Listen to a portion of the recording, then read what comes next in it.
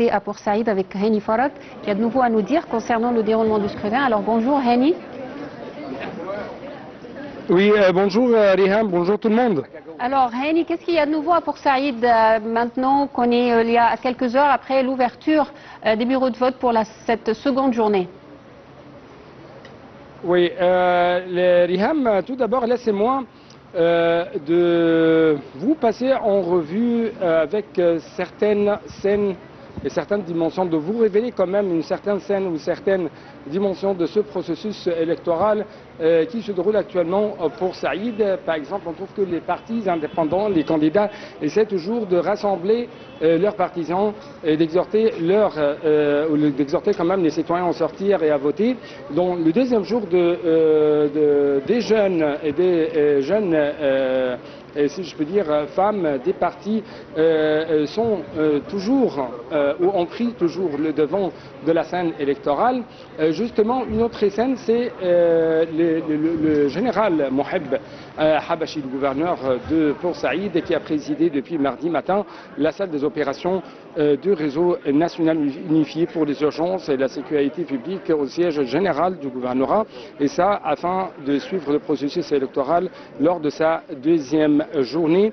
Et ça quand même dans le cadre de suivi en temps réel, en temps tout à fait momentané de l'avancement de tous travaux au sein des comités électoraux depuis le moment où ils ont été ouverts aux citoyens. Si je peux dire quand même, le gouverneur de Port Saïd a salué la sensibilisation des citoyens, la conscience des citoyens lors de son tour d'inspection sur le terrain, dont les différents bureaux de vote. Le général Moheb Habashi, gouverneur de Port Saïd, a confirmé également que le gouvernorat se trouve toujours à la même distance de tous les candidats et que son rôle dans ces élections se limite uniquement à terminer la préparation et l'installation de bureaux de vote et à fournir un soutien logistique à ceux qui en sont responsables et à travailler toujours à fournir le confort aux citoyens lors de leur vote, tout en respectant les règles de l'autorité générale ou nationale des élections en ce qui concerne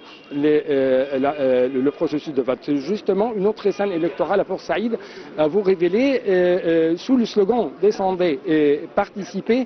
Le sous-secrétaire du ministère de Waqf, les biens religieux dans le gouvernorat de Port Saïd, a lancé une invitation officielle à tous les citoyens et les exhortant à participer intensivement, à participer d'une manière forte et positive, consciente à ces élections de la Chambre des représentants. En fait, dans un communiqué donné à la presse destiné à mettre en évidence ce droit constitutionnel, on trouve que le sous-secrétaire de Waqf ou de biens religieux a souligné aux citoyens que le choix optimal, libre, mais aussi honnête de la personne la plus compétente pour les représenter au Parlement égyptien ne peut pas être apprécié par des prix.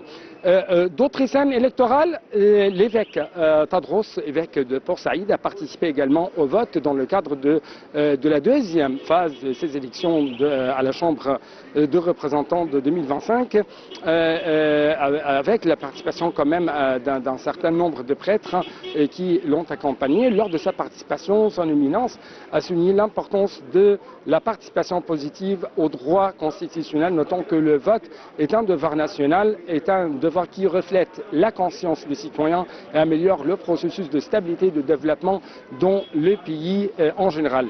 Sur le terrain également, je dois vous révéler que le processus électoral est également suivi par les organisations non gouvernementales, par des observateurs internationaux qui ont exprimé leurs remarques concernant par exemple la présence des panneaux explicatifs pour expliquer, éclaircir la méthode du processus électoral aux élections et quand même ils ont aussi loué les facilités fournies par les autorités aux personnes et spécialement âgées, aux personnes qui ont des besoins spéciaux. Ils ont également noté la facilité de ce processus électoral. Ils ont salué les mesures de sécurité établies sur le terrain visant à assurer le vote, la transparence et spécialement un espace privé lorsque les électeurs déposent leur bulletin de vote. Et je dois vous rappeler qu'ici à Port Saïd, les électeurs se sont rassemblés dès les premières heures de matin dans un climat de sécurité, dans un climat ou une atmosphère généralement calme.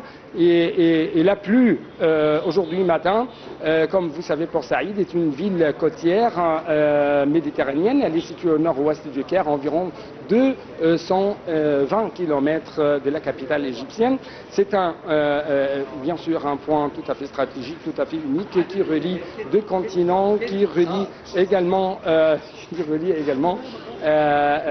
la mer Rouge et la mer Méditerranéenne. Sur le terrain également, on a noté quelques confrontations entre les partisans des candidats indépendants, notamment dans une commission au sud de Port Saïd. Mais en effet, depuis hier, le processus électoral est tout à fait régulier. Le taux de participation également ont chuté hier avec l'arrivée de midi, mais après ça, on trouve que les jeunes, notamment mobilisés par les partis égyptiens, ont pris le devant de la scène électorale ici à Port Saïd. Ouais. Merci beaucoup, Hani Farag. Je rappelle, vous êtes notre envoyé spécial à Port Saïd. Merci beaucoup.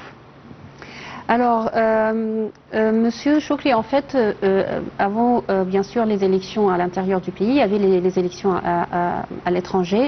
Et il faut dire aussi qu'il y a un grand effort d'organisation pour pouvoir organiser ces élections pour les Égyptiens à l'étranger dans les différents ambassades.